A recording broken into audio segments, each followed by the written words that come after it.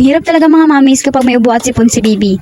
Buti na lang talaga at na-discover ko itong bath soak ng Hygge Baby na inirecommend din sa akin. Hi mga kamami, so for today's video nga ay ipapakita ko yung paraan ng pagpapaligo ko kay Baby Shania ko gamit ang Hygge Baby Bath Soap. 3 days ko nga din itong sinubukan kay Baby Shania ko at nakita ko talaga yung improvement. Nagpainit na nga ako ng tubig at ayan na nga at inilagay ko na sa batya. So, ang ginawa ko ng process dito mga mima ko ay naglagay nga ako ng tubig sa dalawang batya. Yung isa nga ay pagbababaran ko ni baby at yung isa naman ay pagtutunawan ko nitong isang tibag. So, sa isang pack nga nito mga mima ko ay mayroong 7 pieces at ang isang piraso nitong tibag ay pwede mo nang gamitin sa buong panliligo ni baby.